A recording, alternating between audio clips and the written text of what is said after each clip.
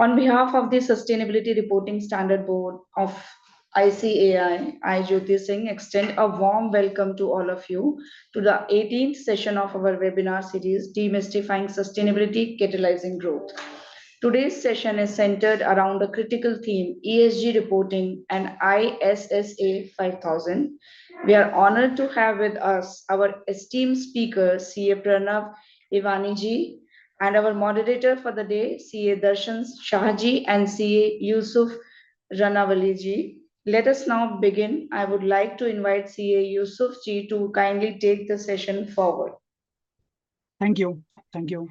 Today we are joined by Mr. Pranav from Hyderabad. I will just give a small introduction and let's dive into the topics, today's topic. Mr. Pranav is an associate partner with PwC Assurance Practice. He works on sustainability reporting and assurance for last 15 years. He has an expertise in financial audits and sustainability. He helps his clients to focus on key elements on sustainability like understanding and reporting, stakeholder engagements and double materiality assessment, setting up processes and controls around sustainability reporting under BRSR, capacity building, etc. He has served his clients in a variety of industries, including but not limited to chemical, automotive, and pharmaceuticals, etc. He is involved in ESG assurance engagements, both limited and reasonable assurance of large multinational companies, and he is an active speaker at various forums like ICAI, FICCI, ASCI on sustainability related topics like BRSR, etc. Thank you. Over to now I would welcome Mr. Pranav to for the session. We can dive into the topic without wasting any more time. Thank you. So thank you, Mr. Yusuf, and thank you, SRSB, for providing me this opportunity. So before we just delve into the topic, so I think there are a couple of main items that we are going to concentrate on today's agenda. One is with respect to ESG reporting. Second is with respect to ISSA 5000. So ESG reporting, wherein we will try to decode why this reporting is important, what are the key elements that should be there, and what makes a good reporting, and what are the various international standards and compliance requirements which are there as per for the purpose of the ESG reporting. The second piece that we are going to briefly touch upon today will be ISSA 5000, which is the assurance standard for sustainability related assurances. So this has been finalized and this will come into effect after 2026. But this is a significant move in the sustainability world from an assurance standpoint. So as we go through the presentation, as we go through the literature, we will try to understand what are the nitty-gritties of it and how it is different from the existing standard. So I'll just be sharing my screen. Please let me know if it is visible.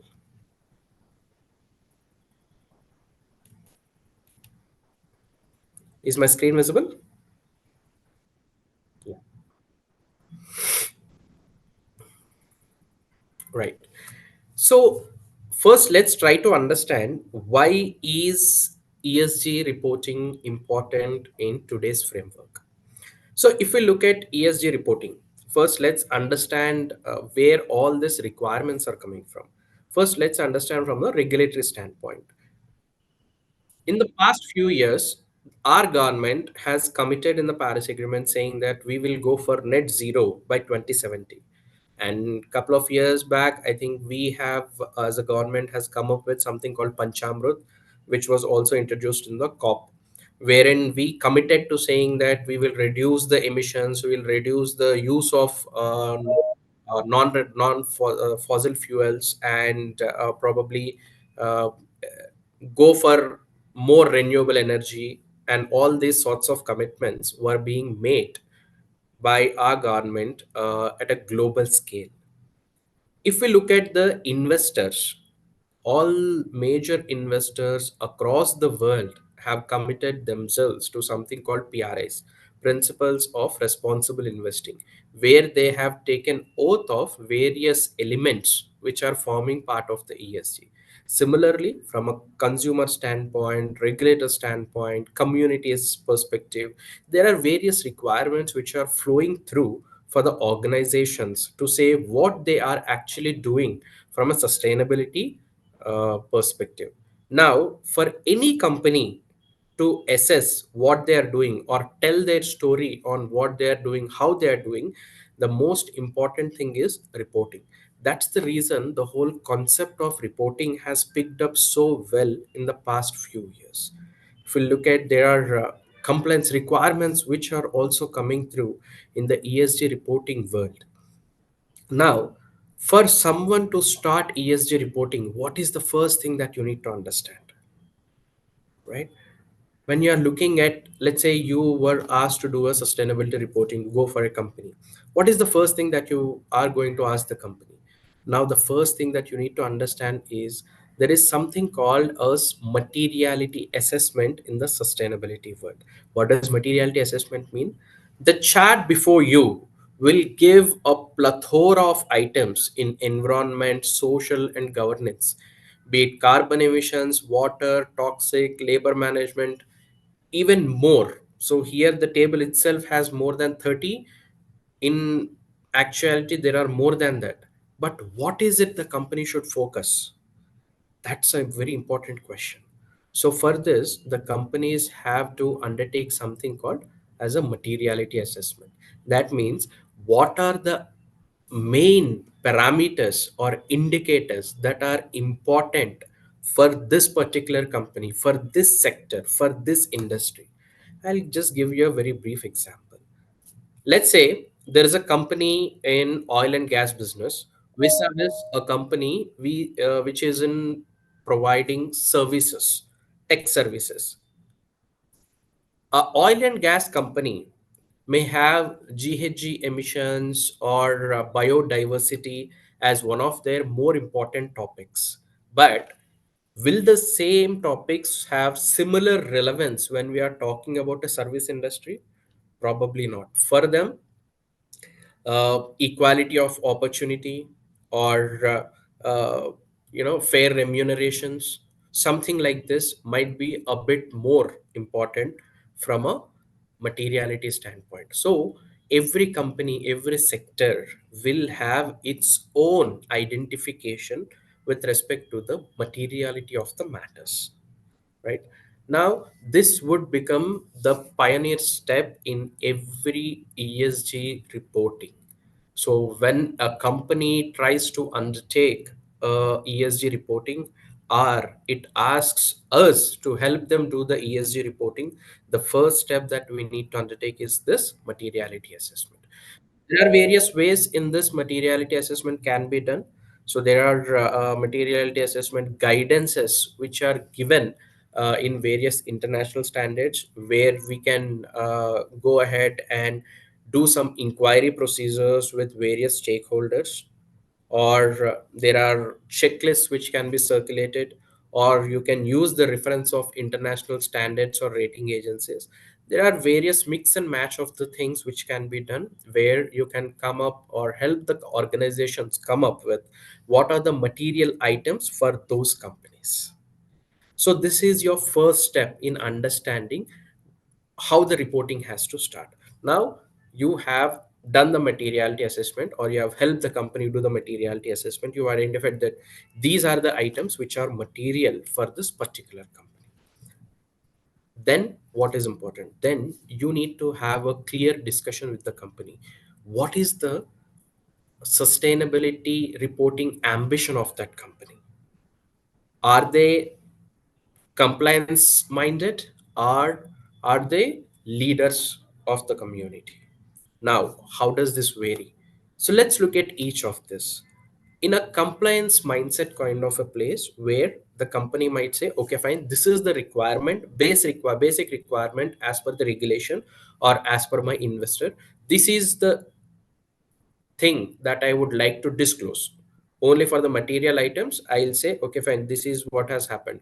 So many carbon, so much CO2 has been emitted, or so much water has been used, or this is the ratio about my gender ratio, and be done with it. So it's more like they go ahead and say, okay, fine, this is what is required as per the regulation or somebody like an investor, and this is what I would like to comply with. So this is called complying or a minimalist kind of a company. Second kind of reporting ambition could be, sometimes these are the companies where they would like to get some quick wins. What does it mean? So there are some companies where they may go ahead and say that, okay, fine, I would like to see what is happening in my own what is happening in my own industry, or what is happening from a regulation standpoint. Okay, companies are going for more renewable energy. I'll also go for more renewable energy. Companies in my industry are going for recycled packing. I'll go for recycled packing. So there is no clear strategy in place, but they would still like to go ahead and implement certain sustainability initiatives so as to ensure that they are managing their risks and they are ensuring that their value is protected. These are called emerging or fast follower. So they don't really create a strategy or create a trend, but rather they will look at outside world and say that, hey, I'm okay doing this, let's do it, and let's try to manage our risks. The third type of ambition is called the leaders, where this is the kind of companies where you see that the sustainability as a strategy is not siloed, it is inbuilt into the company's strategy or budget meetings that we see, or the board minutes, where they say that, let's say, okay, fine, we would like to implement this product into the market. Now when we are implementing some product, let's say a company X is trying to manufacture a new product. Now we are trying to get this product into the market. They just don't see what is the top line market ratio or the bottom line. They'll say that, okay, for this, what are the kind of emissions which are there, how can I reduce it, how can I give a better value to my consumers by making them use this product. So these things will have a hierarchy in place. There will be boards and committees which are in place. These will be tracked. There will be a substantial reporting which will be happening. So for them, it's not the short term game that they are playing. They're not just looking around and saying that, okay, fine, I would like to do this, but they are looking at the long term goal and try to succeed in a more longer race. So first, when we are looking at reporting, what is the first thing that we need to do? First, we need to understand what are the material items.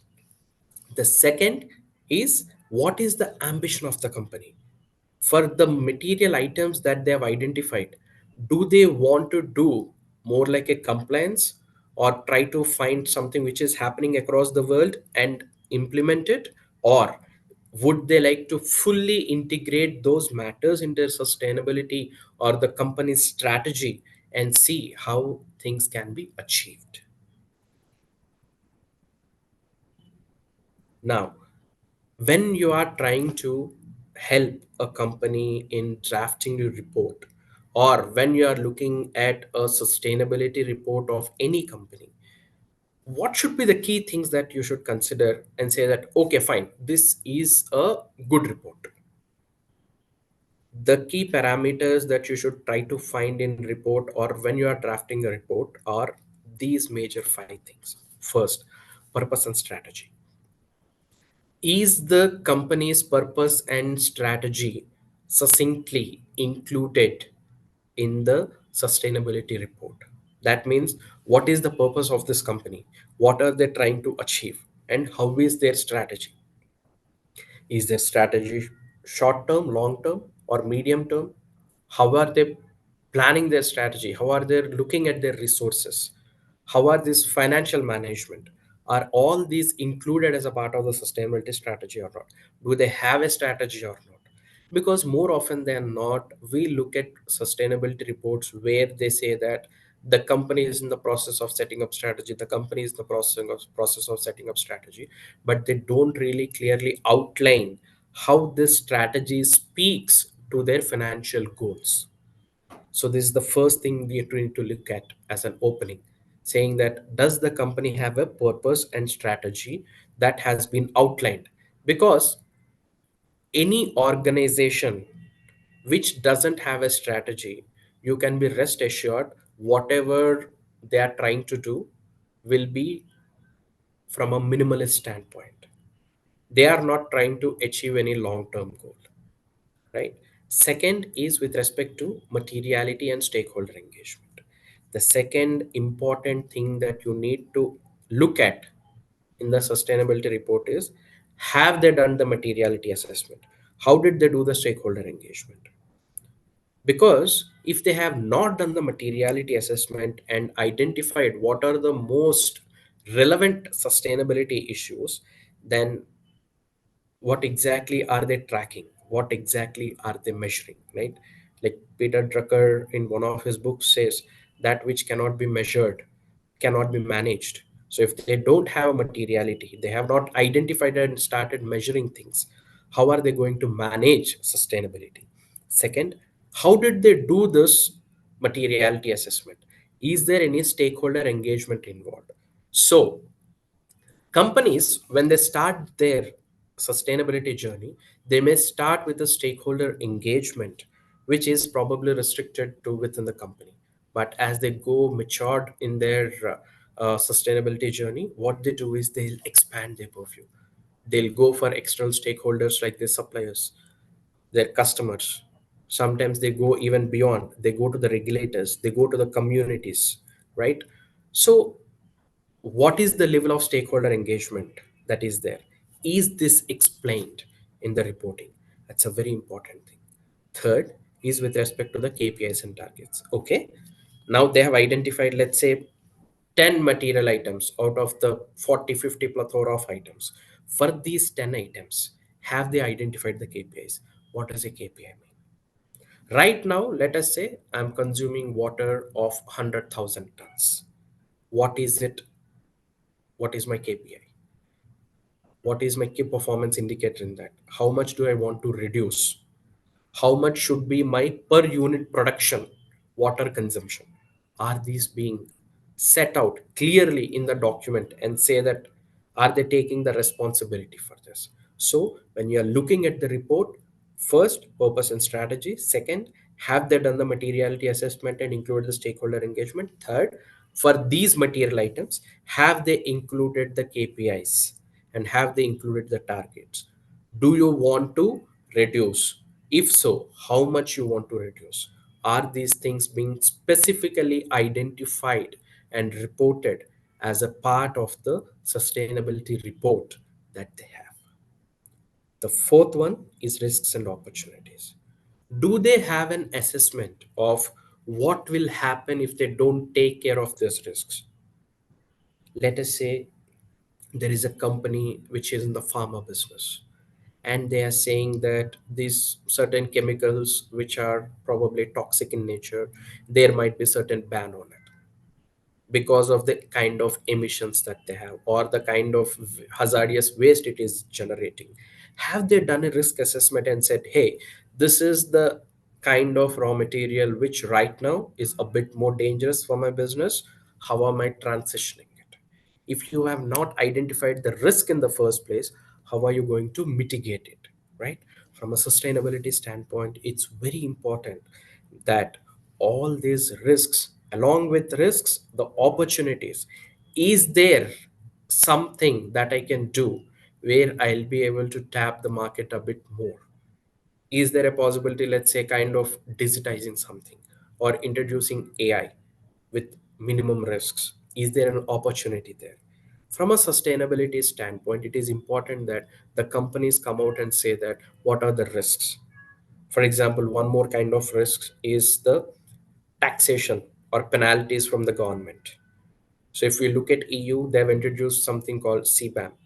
Basically, it talks about the carbon border adjustment mechanism. They are saying for some sectors, based on the carbon emission, there will be certain levies which will be there. Have you taken this as your risk? If let's say the company is an export oriented company and your margins are dependent on all these things, and let's say 10% is the overall carbon costing that is going to be there. So you are going to shave 10% of your profits which are existing. Have you taken this risk into consideration? In a similar fashion, if you are already sustainable, are there new markets which you can tap and go ahead and say that these are my new opportunities? Because this understanding of risks and opportunities will help you in your long term sustainability strategy and your commitments. Last but not the least, balanced reporting. Is the data comparable? Is the data balanced and transparent? Have you given all the data that is required for the user to understand? Is it trustworthy? Right? Because more often than not, what we see is companies try to change the way they measure certain indicators. Companies try to change the way they explain their narratives. They only go on professing their positives. They don't talk about what are the negative things or how they are going to tackle those negative things. So all these things should be considered as balanced reporting. So when you are looking at a report or whenever you are asked to help a company in preparing a report, these are the five key elements that you need to look at. Anything more than this, more the merrier, all good. But these are the basic fundamentals which should be there. There should be a purpose and strategy which is defined. There should be a materiality which has been done along with the stakeholder engagement. There should be KPIs and targets defined for these material items. And what are the risks and opportunities that are there based on this material indicators. And finally, a balanced reporting. So all these things will give the flavor of a good reporting. Now, we spoke about reporting. When we are talking about reporting, there are two types of reporting in this world right now. One, voluntary in nature, and another is regulatory, where you are mandated by the regulator to do the reporting. How do I do the voluntary reporting? So, or how can we help the companies in doing the voluntary reporting?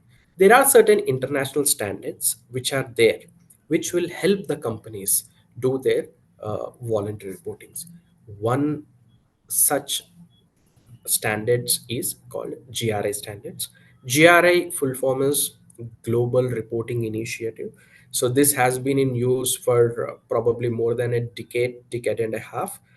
The companies have been using GRI standards from a very long time. Is one of the reliable standards and one of the most used standards at this point in time from a sustainability reporting standpoint.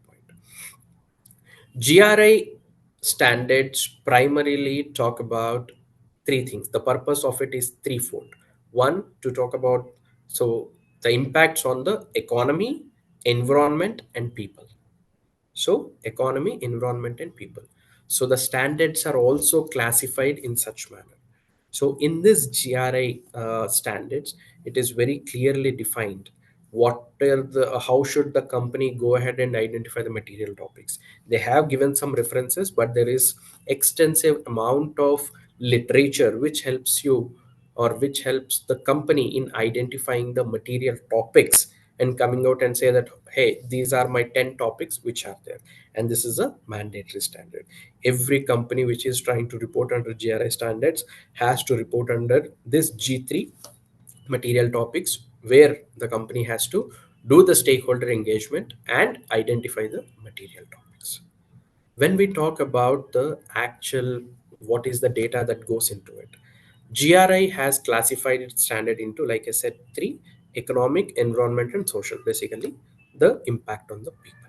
When we are talking about economic, they talk about what are the sales of the company, what is the market share, what are the wages that they are paying, is it in line with the local regulations, uh, all sorts of economic related. It talks about, even it goes to the extent of asking about EBITDA.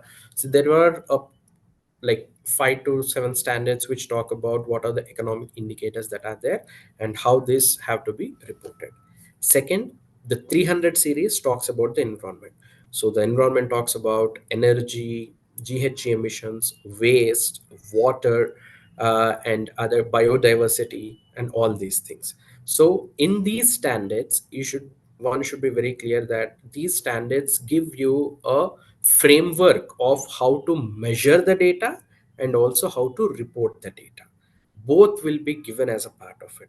For example, when you talk about water, it says how much groundwater has been consumed, how much water has been purchased from the third party, how much has been wasted, how much has been discharged, how much has been consumed, withdrawal. So all these things will be considered for the purpose of the company's reporting under various parameters in environment. Similarly, there are standards which are in social, where it talks about what are the policies that the companies have with respect to equal opportunity, or what are the policies or the processes in place with respect to human rights assessments. Does the companies have a framework of putting in the contracts when they are entering with the vendors that human rights have to be, or child labor has to be taken care? So all these relevant disclosures will be there as a part of GRA 400 series. The 400 standards talk about the social, so economic, environment and social, all these three related will be there as a part of this. Now, the GRA standards also has sector related standards. What does it mean? Let us take the example of oil and gas. Oil and gas as a sector may have very particular issues which are there. What are the kind of particular issues that might be there? For example, is there any discharge into the sea very specifically, or any spillage into the sea? Is there any child labor involved? Is there any how vulnerable are the cyber securities policies? What are the processes that the companies have to ensure that cyber security is in place for this? So in these standards, over and above what is there in the topic standards, which is economic, environment and social, GRA gives the guidance at a sector level. What are the items that should be put out to ensure that the readers of the sustainability report understand the context and get a full picture of the sustainability journey of the company? So these GRA standards are some, like I said, are one of the most used standards. Now, GRA standards, when a company publishes, it publishes in two ways. One is called in accordance with GRA standards. One is called in reference to the GRA standards. What does it mean? In accordance with GRA standards means all the requirements of the GRA standards have to be met. All the required standards, all the mandatory disclosures have to be made. You will not be able to skip anything. So everything has to be ticked, all the boxes with respect to the reporting boundary, year, mandatory disclosures, everything had to be there. If all the mandatory requirements of GRS standards have been fulfilled, then the company can claim in its preamble saying that the company has prepared the sustainability report in accordance with GRS standard. But let's say some of the prerequisites are not met. Like, for example, the company is not able to get data for some of the indicators, like let's say waste.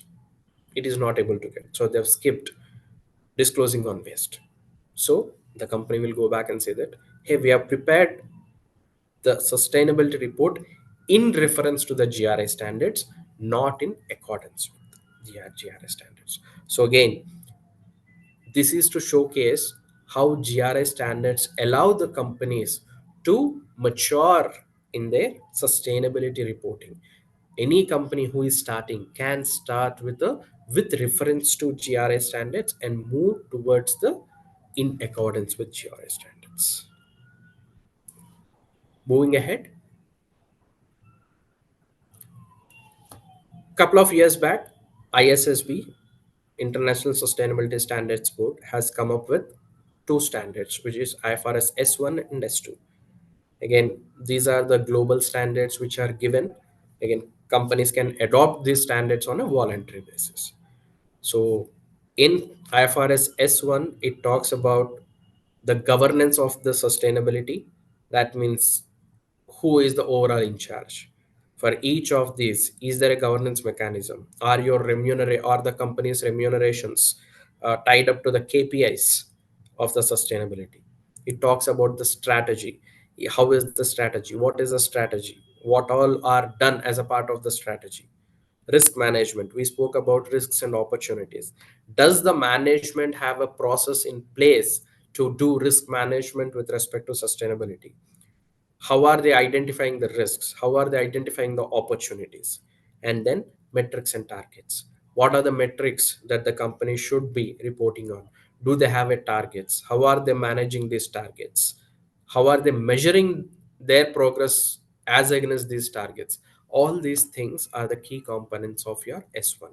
S2 is more climate related, where it talks about the disclosure of scope 1, 2, 3 emissions, and then climate resilience and scenario analysis. What does climate resilience means? How well is the company uh, taken steps to ensure that if there are any changes in the climate, for whatever are the changes that are there in the from a climate standpoint, whatever the impacts that are there, how resilient are the company's alternatives? Is there a way that they can come out from this? Second, they talk about scenario analysis, transition plans, and targets. So all these are from a S2 standpoint. So S2, like I said, is more driven from a climate related disclosure standpoint. ISSB standards now are being adopted by many countries, like Australia have made some changes, and they said S1 and S2, the mandatory reporting has to happen based on S1 and S2 for them. In a similar fashion, I think Switzerland or somebody has also adopted IFRS S1 and S2 standards like that. So these are, for simplicity's sake or understanding sake, it's like our India's IFRS standards taken and more customized for the specific requirements of the land. So every country is trying to adopt these standards.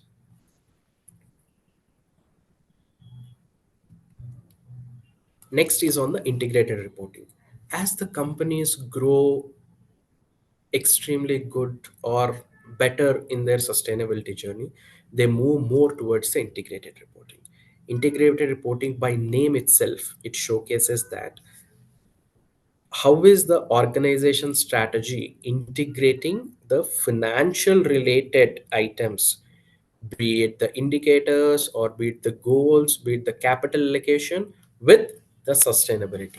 So when we are talking about integrated reporting, it is no longer sustainability reporting and financial reporting. All both these things come together and see, for all the sustainability and financial goals that the company have, how are these things getting integrated? What is the strategy? What is the value creation that they have from a short, medium, and long term standpoint? So, what are the requirements of this integrated reporting? So, if we look at integrated reporting, the requirement is that the companies should disclose six capitals: financial capital, manufactured capital, natural, social and relationship, human, and intellectual. So, what does it mean? Financial capital, where you talk about your market shares, your numbers, EBITDA, profits, sales, and all these things. Manufactured capital will be more from how are you manufacturing things. So, what are the raw materials which are going into it? What are the manufacturing? What is the value addition that you are creating from the manufacturing? Similar is the case with natural, where it talks more about the biodiversity, social, human, and intellectual. Similarly, they have seven guiding principles. These are like the guiding principles for our accounting standards. So it talks about materiality, conciseness, reliability and completeness, consistency and comparability, strategic focus and future orientation, connectivity of information. This is a very important thing in integrated reporting. And of course, the key elements for these six capitals that should be there are the last box, which talks about the content elements. What should be there? So it says that every integrated report should have an organizational overview and external environment. What is the governance? So that means in most of the annual reports, we see what are the various committees that are there, what do they take care of, all these things will form part of your governance. What is the business model? what are the risks and opportunities. So mostly the company, whenever companies talk about ERM and they disclose the ERM related disclosures, risks and opportunities will stand there. Strategy and resource allocation, what is the performance, what is the outlook from a future standpoint, and what is the base of preparation. These are some of the prerequisites from a integrated reporting standpoint that the companies have to look at. So if we look at again, go back and say that, when you go to a company and they say that, okay, I want to do a sustainability reporting, you need to be able to tell the management saying that where can they start, where should they start. There might be over enthusiastic companies where they say that, I would like to right away start with integrated reporting. Then you need to understand, do they have the same level of strategy and outlook of a highly matured company from a sustainability standpoint? Or you might want to recommend them to start from probably something like a GRI or ISSB related S1 and S2, and then move towards integrated reporting. So this outlook will help you understand how the companies can start their sustainability reporting. One, do materiality assessment. Second, understand what is it that the company's ambition is. Third, look at whether all the key elements that should be there are there or not. Fourth, what is the framework that they should consider for the purpose of doing this reporting, right? Like this, there are many other standards which are there. These are only some of the standards which we have touched upon. There are standards like TCFD, where it's a task force on climate related disclosures. TNFD, task force related to nature related financial disclosures. There are many more which are there. So based on the requirement of the company, where they are and how they are, how the data is, it would be your responsibility to assess which is the most suitable reporting framework that the company can adopt. Now going into, so till now what we have discussed is from a voluntary standpoint. Now there are certain mandatory requirements. As you all know, BRSR right now is for the top 1,000 listed companies in India. There's a mandatory reporting which should be there. And again, this is just to give you an overall outlook. I'm sure this would have been covered already from a BRSR standpoint. There are three sections: Section A, Section B, and Section C. Section A talks about general disclosures like name of the company, SIN number, what is the market, what is the export market, how many subsidiaries are there, or all these things. General disclosures will be there. Section B, 12 questions, where it talks about what are the policies that the companies have, are these policies approved, who is the overall in charge of sustainability, who is going to sign off on this. So all these questions will become management and process disclosures. Section C, for all the nine NGRBCs, there are total 107 questions which are classified into essential, which are mandatory indicators, and leadership, which are voluntary indicators. So all these have to be disclosed as a part of the BRSR. Again, this is not more voluntary, this is more mandatory for all the listed companies which are in the top 1,000 by market capitalization. So there are certain amendments which came from a BRSR reporting standpoint in the last SEBI board meeting that was held in December. So initially, if you remember, there is a glide path which is given for the companies to get assurance, which was reasonable assurance initially, which was now brought to assurance or assessment.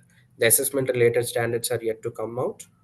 And there is also a reporting on the value chain partners. That means on your purchases and sales, the companies have to take 75% by value from all those parties, get the data, and do a BRSR core reporting. But now that has been a bit more more relaxed. They said that this would be voluntary, not compliant explain basis. And the thresholds have also been changed in a sense that unless a single entity is more than 10%, you need not consider it for the purpose of 75%. And also the assurance also has been relaxed, where it said that it would become voluntary if you are doing the value chain disclosures. And also one key addition which has come in as a leadership indicators, that means this is again voluntary in nature, is disclosures related to green credits.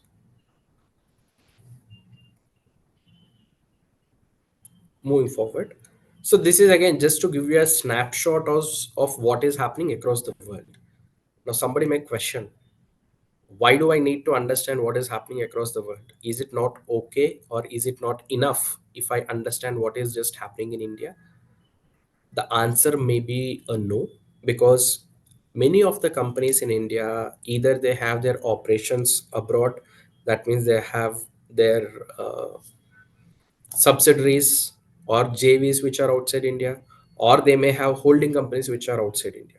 So all these things that are listed here right now today are mostly mandatory in nature from a regulation perspective. So it's important that we understand what are the regulatory requirements of various places across the globe. I'll quickly touch upon couple. One, with respect to European Union, so there is something called Corporate Sustainability Reporting Directive, where they have given various thresholds to companies and said that all the listed companies in wave 1, and after that they have given some thresholds and said that wave 2 and wave 3. So wave 1 is already there, so all the listed companies, they have started doing the reporting. For wave 2 and wave 3, I think it will start in 27. So there is a elaborate 12 standards which are issued by CSRD for doing this sustainability reporting. And one other country I would like to really touch upon is Australia. For Australia also, from 1st Jan 2025, that means this December 25, they have adopted the ISSB. That for them it's more ASSB, Australian sustainability standards, where they've adopted S1 and S2, and they've made it mandatory. Again, there are thresholds defined. It is not for all the organizations or all the companies in that land. There are thresholds defined. Based on those thresholds, this sustainability reporting will kick in. So similarly, US and UK are also grappling with the requirements. Singapore made it comply and explain basis. Switzerland, there is a climate related reporting which is mandatory. Hong Kong has made reporting mandatory from 1st Jan, primarily on a ES2 basis. IFRS S2, if you remember, we have spoken about it, mainly talks about your scope 1 and scope 2 and scope 3 emissions.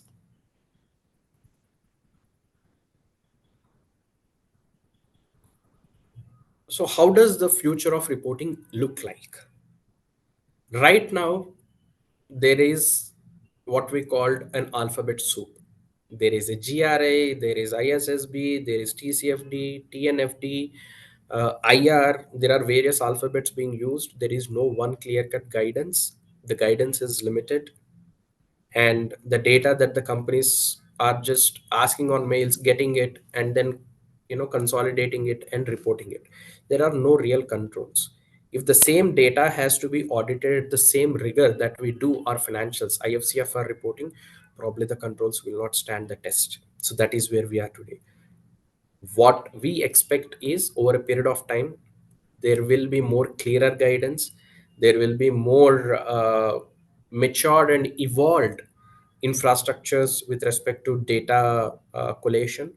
There will be more consistent metrics which will be there. And like today, if we look at financial world, there is an MIS which goes on a monthly basis. In some companies, they can look at the data on a real time basis. So all these things, what we look at, from a limited to manual and ad hoc, manual with governance to a integrated level. So that's the way we look at the future of reporting on a going forward basis. So with this, I would like to conclude on the reporting piece, and I would like to jump into ISSA 5000. But before I go into it, are there any questions that I can take?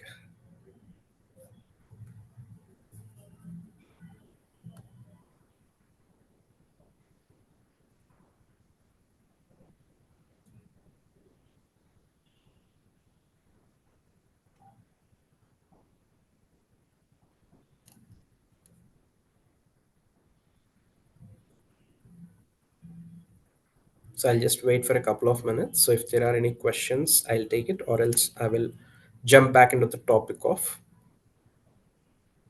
ISSA 5000. Hello, Darshan sir. Are you there? I don't think. Pranav sir, we have some questions. Yes, please. Uh, the first question is for a company just beginning ESG disclosures, which framework would you suggest they start with? So again, this is not completely prescriptive. Whoever has asked the question, GRI would be a good bet. It would be a good first start for the companies to look at, because it gives the guidance in a more structured way, and more rule based kind of guidance is given in GRI. So it will really help the companies to understand what is the exact data that needs to be collated. So again, like I said, it's not prescriptive. They can go for others, but it's a good place to start. Next question is what are the top three ESG metrics investors or regulators are needing to see today? And can ESG reporting really impact credit rating or investor decision for listed companies? Yes. See, I cannot give you the metrics right away what people are looking at, but based on the industry, for example, if it's a more hard to abate sector like oil and gas, or non-renewable energy kind of thing, I'm sure GHG emissions, climate change related metrics are looked at very closely, or like child labor, human rights related are looked at very closely. But again, it will vary very much from industry to industry. So it will be very difficult to pinpoint and say that, yes, these are the only metrics which are getting looked at. But what was the second part of the question? I'm sorry. Once again, can ESG reporting really impact credit rating or investor decision for listed companies? Yeah, so it's a good question. See, right now it is not with credit rating, but if you looked at what SEBI has been doing, so they have started listing something called EPRs. So basically, they are the rating agencies for your sustainability. So there are roughly around more than 20 rating agencies which are registered with SEBI right now, and all these people will come out with their own framework. Now, the way you look at your credit score in the near future, you'll also be looking at all your bankers. So if you go back to the companies whom you're serving, ask them, when you are going to get a loan or a credit, what are the checklists that the banks are giving? There are many banks who are giving, along with your normal financial parameters checklist, they are giving a checklist with respect to ESG as well. So the ratings will start coming in handy when people are raising funds going forward. Thank you, sir. So one more question.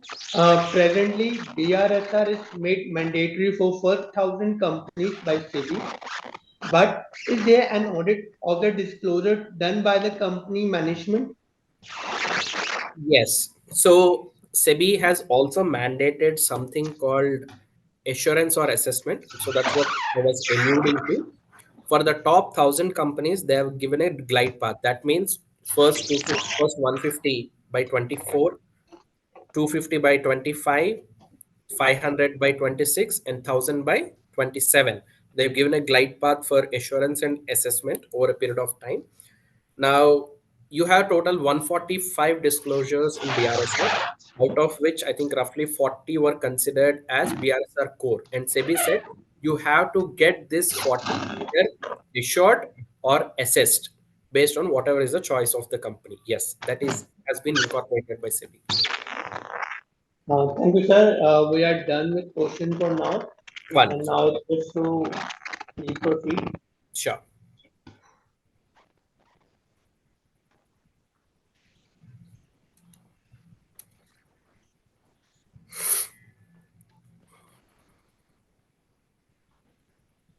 So, in the next probably half an hour or so, I'll try to cover a new topic, which is the emerging topic called ISSA 5000. Now, what is this?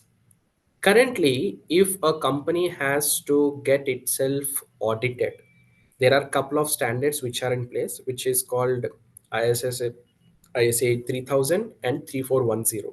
3000 is for all the non-financial parameters, and 3410 is for the GHG emissions. There is no set specific standard which will cover the entire sustainability related disclosures. So that was lacking. So there is no unification in the standards or the application of the standards that people are using from a practitioner standpoint. So we are the practitioners.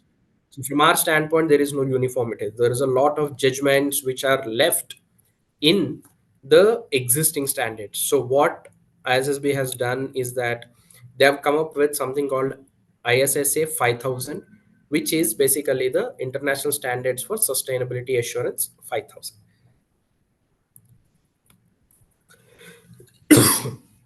So this, what has this done and why is it required now? As you know, right now companies across the world are in the process or have been doing what we call the reporting. Okay, you ask the company to do the report. Now the investor community has started asking questions. Is this report which is published by the company, is it credible, is it reliable? So automatically the answer, to nobody's surprise, is assurance. These reports have to get assured. Now the question then the practitioners have asked, do we have a particular standard which can talk about sustainability assurance? So till now, whatever we were doing, we were taking help of some other standards and we are trying to do these assurances. There is no assurance standard which was helping everyone or giving everyone guidance on how to do a sustainability audit. So ISSB has taken up this and they said that, okay, fine, we will come with one comprehensive standard which talks about the sustainability assurance. Because till now, let's say if we look at 3000 and 3410, it specifically is for non-financial data. But when you look at a sustainability report, it is a consortium of both sustainability, which is a non-financial data, and also financial data. So how do I do it? Should I again go back to the existing ISAs with respect to sustainability, with respect to audit of the financial factors in sustainability reporting? That becomes a challenge. So every time there is no one single way of doing the assurances at this point. So what they have done, they have brought in all these issues and they said, okay, fine. Now we are going to come up with a standard which will help you do the assurances from a sustainability standpoint in a longer term in a more uniform manner. So what have they done? What are the key aims of this ISA 5000 if we have to look at? One, they want to enhance the reliability and transparency of sustainability reports. Unless you have one base framework or one base ground on which these reports are being prepared and assured, you will not have comparability. There is no reliability, there is no transparency. Support global consistency in assurance practices. Right now, India is doing its own way, US is doing its own way, or UK is doing its own way. Now they want to bring everybody because sustainability is again not a language which is spoken by any individual country. It's a global voice. So they want to bring the assurance practices from a global community standpoint. Adapt to various reporting frameworks. So right now we spoke about GRI, we spoke about IFRS sustainability standards, which is S1 and S2, and there are CSRD standards. There are various standards. The alphabet soup is going around still in the world, but this standard will help you, whichever is the framework in which the company is trying to do its reporting, you can still use ISSA 5000 and say that I can do the audit for this. So there is one standards which is catering to the reporting requirements of all these standards and help you do the audit. And when is it coming into effect? It will be after 2026 December, global platform. So what I would like to cover in the next few slides with respect to the key concepts which are there in ISSA 5000. So we will not be touching upon the entire standard. Given the time, it is not possible. So what we will try to do is we will try to understand what are the key concepts that have been introduced as per the standards board in ISSA 5000. Now, first thing, standalone sustainability assurance standard. Certain companies may opt for limited assurance, some for reasonable, some for group engagements. What does it mean? Let's break it down. We understand limited assurance, we understand reasonable assurance. What is this group engagements? Right now, let's say you are doing the audit of a consolidated financial statements. What will you do? You will issue instructions to your component auditors and say, this is the data I want, this is how I want, this is the materiality and all these things. Right now, this group engagement related guidance was not there in the existing standards. So what they have done is they've integrated the group engagements as well as a part of the sustainability standards. Now what this word does is that you don't need to go back to ISAs and search for guidance on how to do the group engagements. Consider the likes of Tatas or the Infis or the Wipros of the world, where they have so many subsidiaries in and outside India. How do you do the audit of sustainability in in those cases? Right now ISSA 5000 will give you that kind of support to help you how to organize the group engagements. Reporting framework neutral. This we spoke about.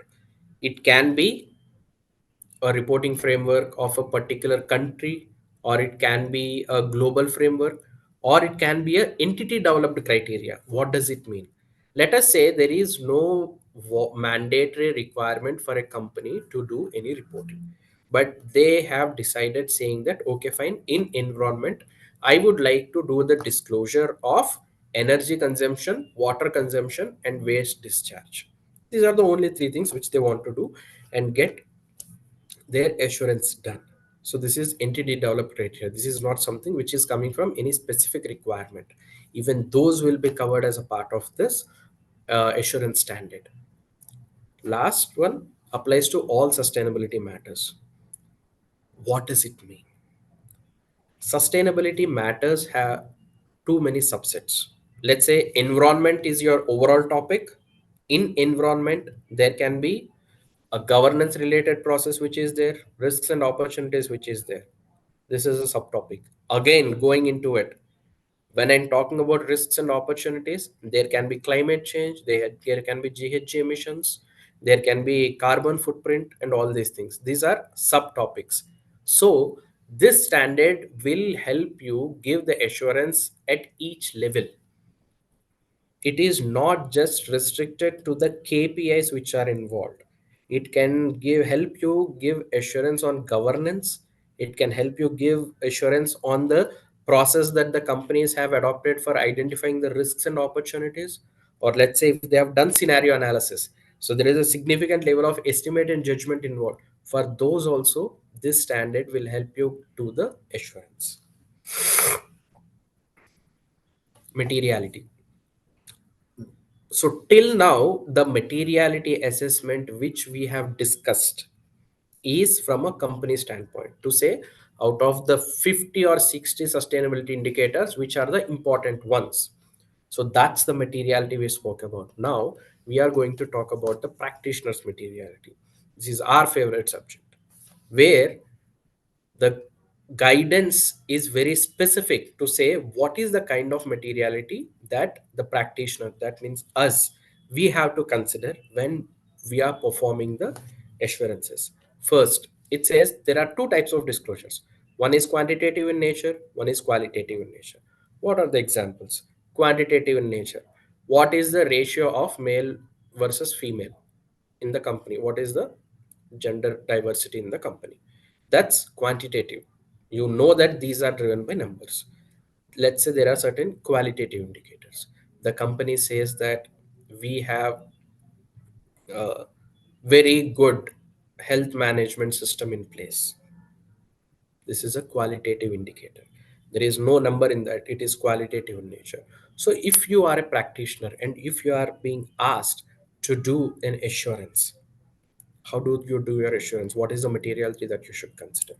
So what the standard is saying is that with respect to quantitative, you need to determine the materiality. So it should be cast in stone, saying that if the emission is 100 lakh ton CO2e, then what percentage of it below that would be considered as okay for the purpose of a misstatement standpoint. So what is the materiality threshold for me? So it has to be determined at the start of the engagement, said that hey, this is my materiality for my GHG emissions, this is the materiality for my energy, this is the materiality for my wages, this is the materiality for my related party transactions. Like that, you need to create a clear determined materiality determined for quantitative disclosures. From a qualitative disclosures, what the standard is saying you may consider. How does it work? Now you need to get a clear understanding of what is that qualitative disclosure, how is the company getting the data with respect to the qualitative disclosure. Is there a way that you can determine and say that okay fine, this is the data that they are considering, I might be able to say that it can still be assured or it is free of misstatement irrespective of this thing. Can I have some materiality in place? So it's a consideration. So there might be certain things which are more absolute in nature, there might be certain things which are not so absolute, which are a bit more tricky from a qualitative standpoint. There the standard says you can consider materiality. It is not required that you have to determine materiality in all these cases. Second important thing that it is talking about is that whatever is the materiality that you're talking about, you need to consider the engagement circumstances and use your professional judgment.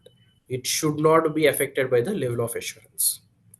Whether you are giving limited assurance or whether you are giving reasonable assurance should not matter.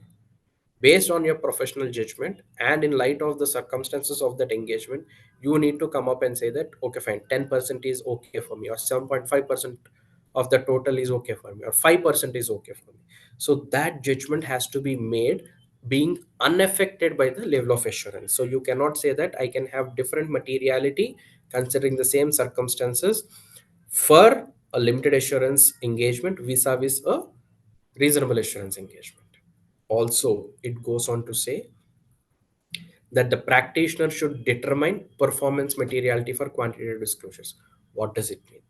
Let us say you say that my materiality is, let's say, 7.5% of the total emission that is there.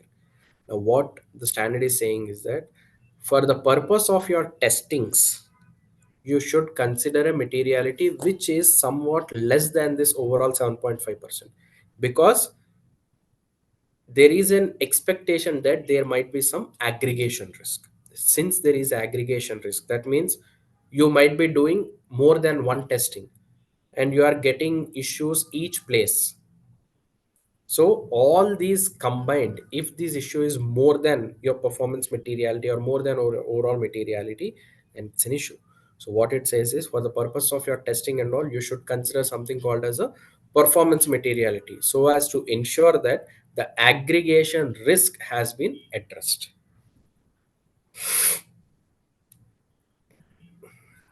Risk assessment. How should we do the risk assessment? Again, these are the terms which we are very familiar with from a financial audit standpoint. Now, from a sustainability standpoint, what does it mean? What the standard says is if it is a limited assurance, do the risk assessment, that is, risk of material misstatement related assessment at a disclosure level, not at an assertion level. For reasonable assurance, it has to be at an assertion level. What does it mean? So, when you're doing a limited assurance, let's say there is a disclosure related to water withdrawal or water consumption. You can say that what is the risk of this water consumption being misstated? Is it material for them?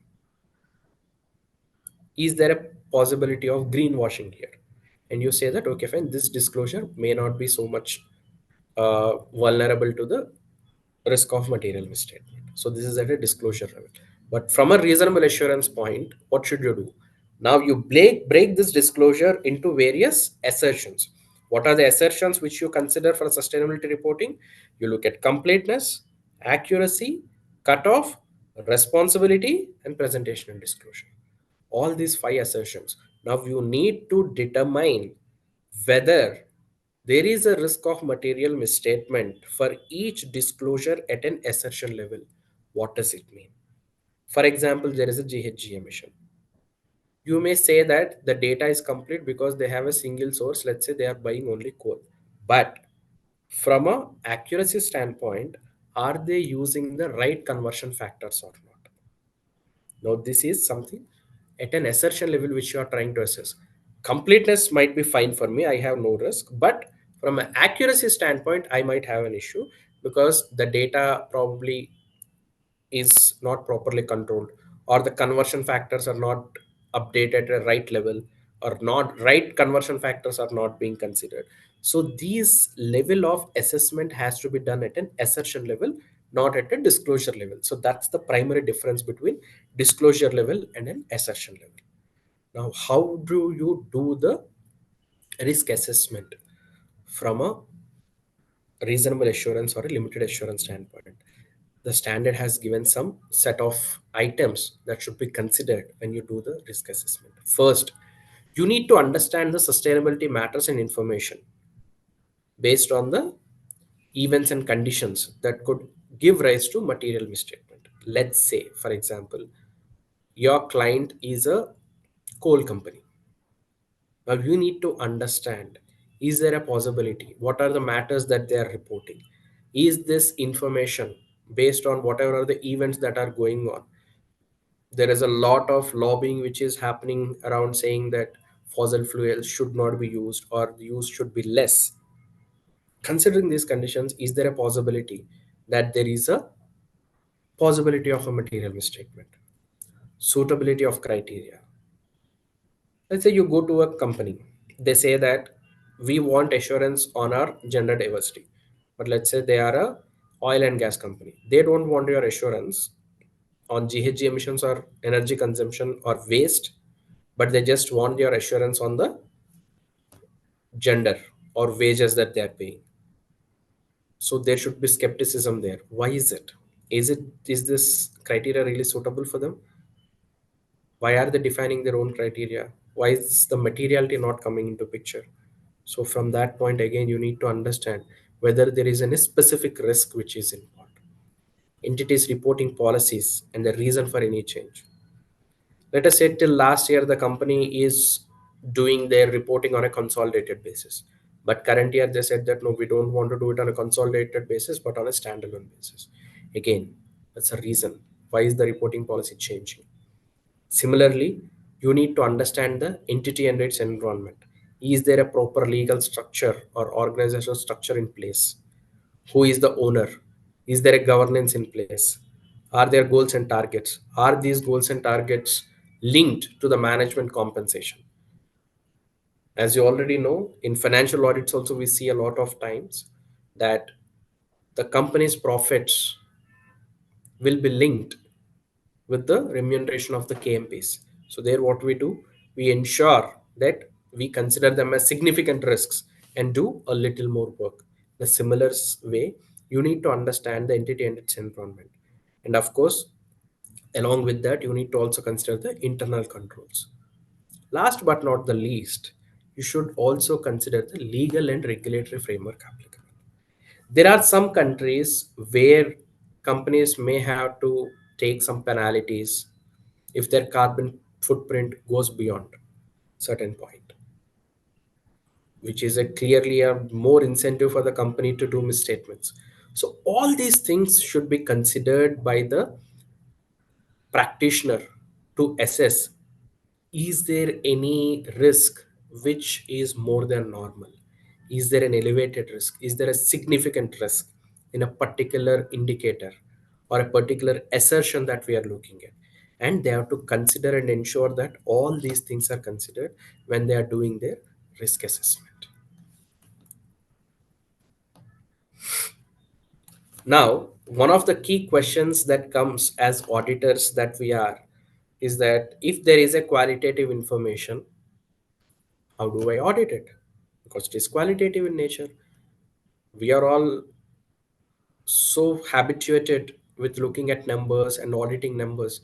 If there is a qualitative information, how do we do the audit of the qualitative information, right? So there might, like we discussed earlier, there might be certain factual and directly observable.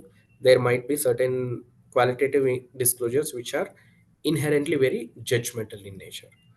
So what the standard says is two things should be considered. One, you can do a substantive testing along with test of controls, right? For example, let's say a pharma company said that we have reached to like 80% of the communities to ensure that our medicines are reaching in time. That's a qualitative statement. Now, there might be data which is backing it, and there might be certain controls around it. So, you can either do a substantive testing or substantive testing along with the controls. Now, the important thing that the standard says is you should look at the source of the information. How is this information getting gathered? Is there a reliable source for this information that they are getting? Because pharma companies generally don't do business directly with the patients, they have dealers, they have companies in between. Now if they are saying that this data, this pharmaceutical company's medicine has gone to so many patients, how are they gathering the data? Is this information reliable, or are they just picking up the phone and asking the dealer saying that how many patients have you, catered to in the current year? What is the sense of the data? Is there an information system which is in place? So when you are looking at qualitative data, you may want to consider both the things. One, substantive testing along with the test of controls, and also understand the source of this information. Is this audit evidence reliable? Is it captured in a way that I can rely on it? So checking the qualitative information will need a bit more judgment from your standpoint.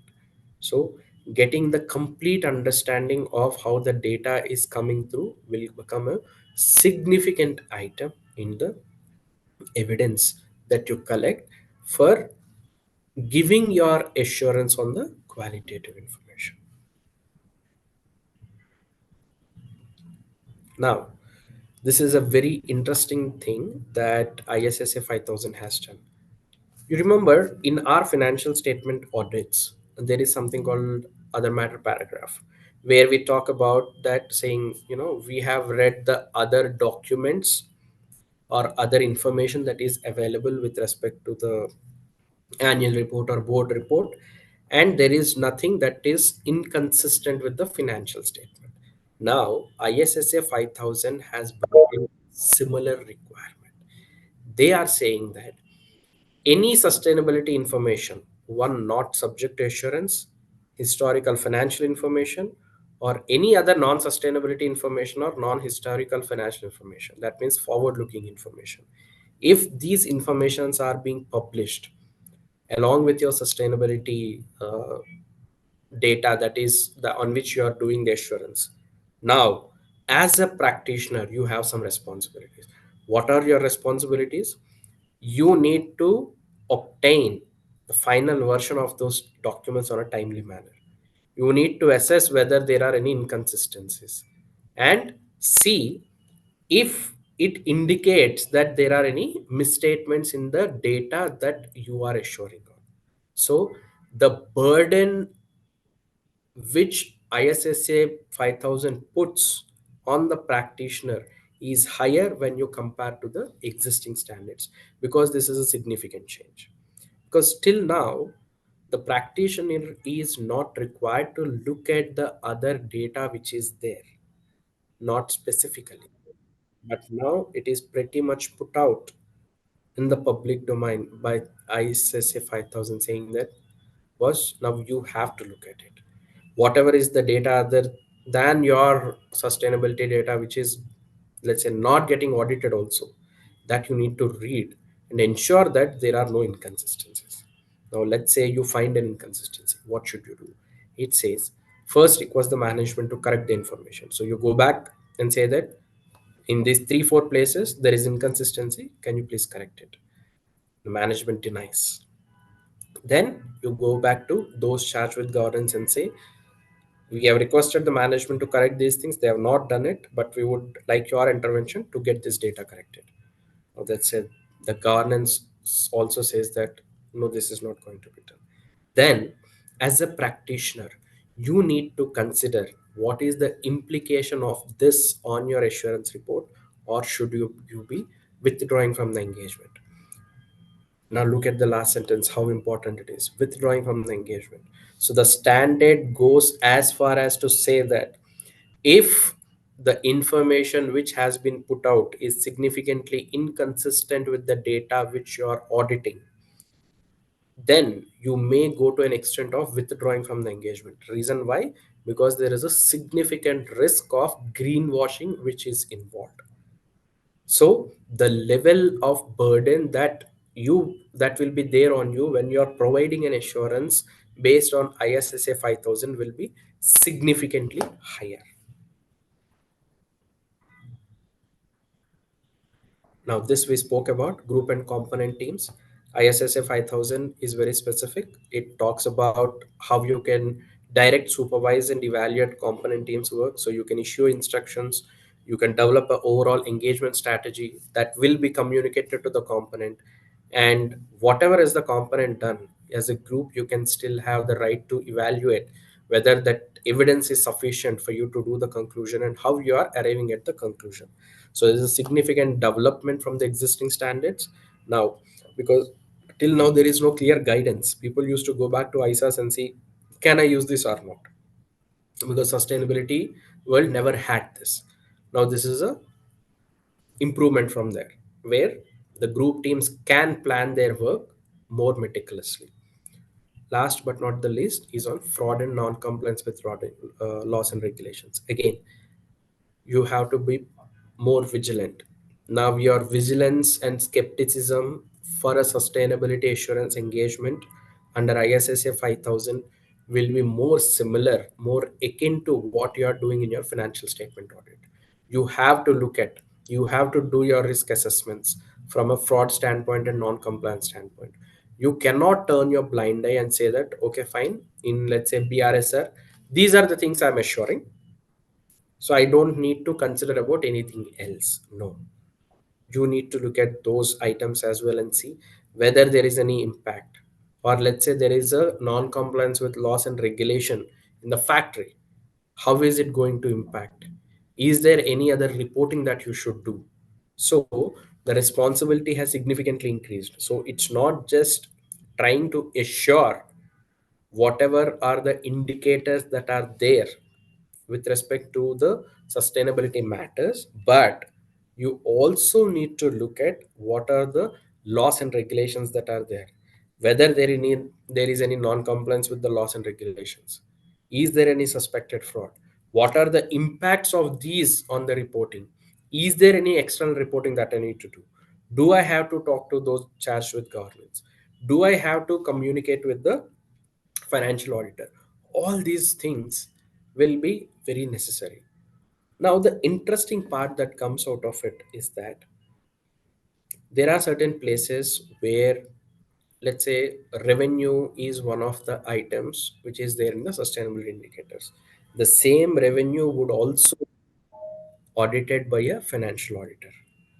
Now, standard allows you to have a communication with another practitioner. It says that you can talk to another practitioner and see how they are doing. Are there any inconsistencies? That communication channel can be established.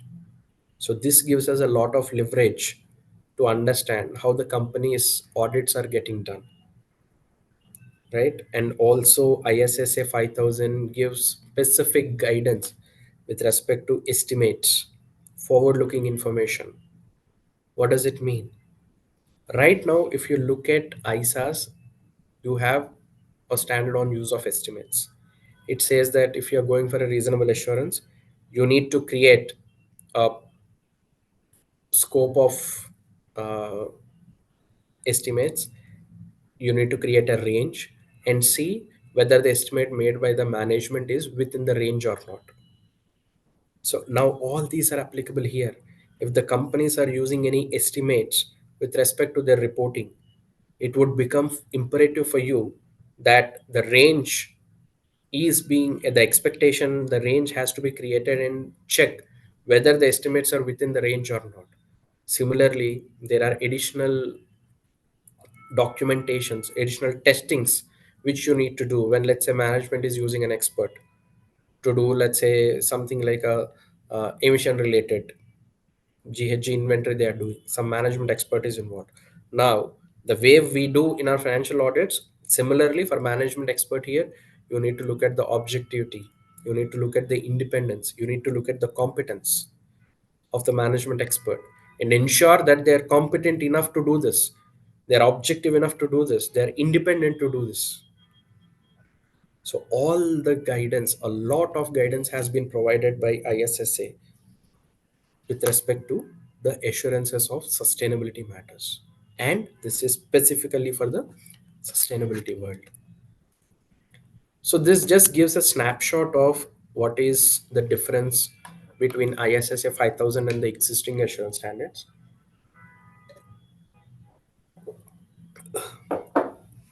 Some of the items that I would like to point out is the third point, end-to-end guidance.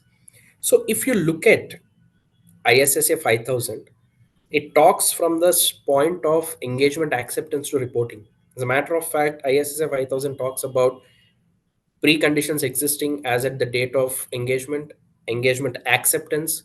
It talks about ISQM. It talks about engagement letter. All these things to the end of reporting. But a similar level, the rigor with which ISSA 5000 provides guidance, similar guidance is not available at this point in time in any of the other standards. If you look at the focus, which is the fourth point, ISSA is specific to sustainability. ISA 3000 is on all non-financial information. So it doesn't matter if it is sustainability or otherwise. If it is non-financial information, it is applicable.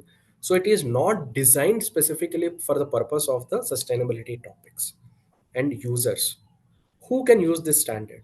Right now, ISA 3410 or 3000 are specifically for accountants. But ISSA 5000, what it has done, it has given a common platform to everyone across the world and said that, hey, whether you are accountant or non-accountant doesn't matter. If you are a professional in that particular arena, you can use this standard and provide your assurance. So that's the kind of impact this ISSA 5000, whenever it is going to get implemented, is going to have on the sustainability world from an assurance standpoint. So, as India is going through various sustainability assurances, these are certain items which we have seen as common observations in the assurance world. One, alignment of reporting boundary. So there are some indicators where the companies are taking only factories, some where they are taking their offices and corporate office. So there is no consistency. So the completeness of data is missing. There are calculation errors, there are no monitoring or controls which are there. There are a lot of manual records which is creating a lot of issue from a reliability standpoint. So these are certain items which we thought is important from a sustainability assurance engagement, if at all any one of you are looking at, because these are important things that you need to consider when you are doing a sustainability assurance. So I think so that is all from my side.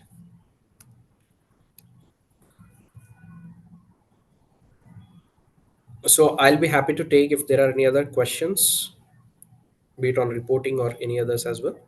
Yeah, sir. Good afternoon. Myself, CA Darshan Shah. So there are few questions Yes, please.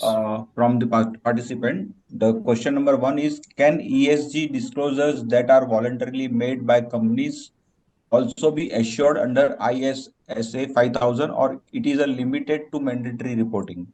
No, so whenever ISSA 5000 right now is at a voluntary level, it is not mandatory, but whenever it becomes mandatory, it can be used for assuring the voluntary indicators as well. It is not just restricted to regulatory.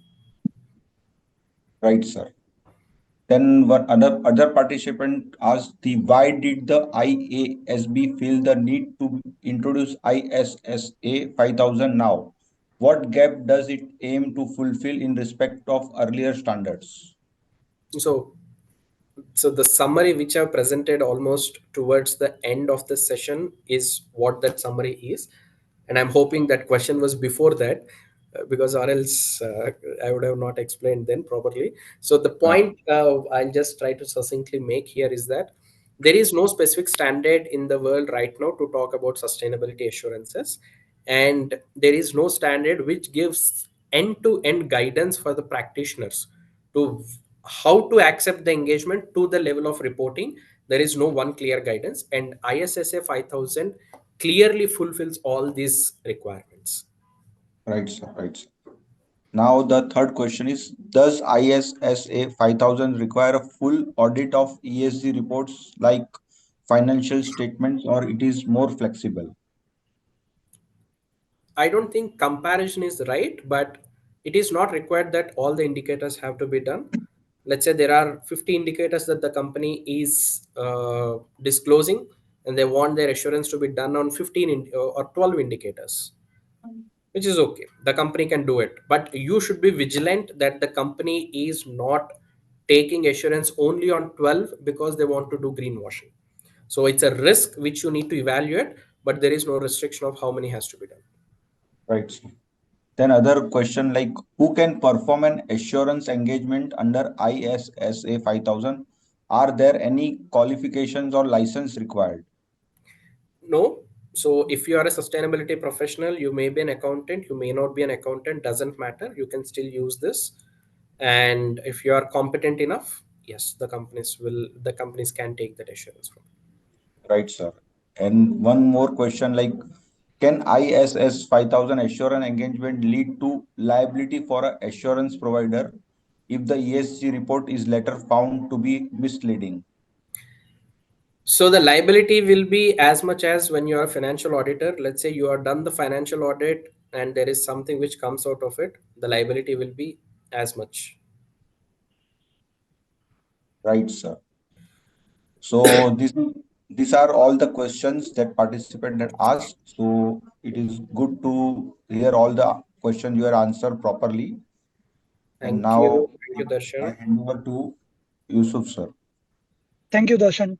So, on behalf of SRSB Board of ICI, I extend my sincere gratitude to you and a special thank you to everyone who has actively participated and all the thoughtful questions. More than that, I would like to thank Mr. Ivani for such an insightful and expert knowledge on on the significance of ISSA 500 and in the context of ESG reporting and how it can foster transparency, accountability, and sustainable business practices. Once again, thank you all for your active engagement and insightful contributions. We look forward to your continued participation in our ongoing initiatives as we collectively drive towards a more sustainable and resilient future. Thank you. Thank you. Thank you, Yusuf. Thanks, everyone. Thank you, Mr. Ivani, for your time. Thank you. Thank you so much.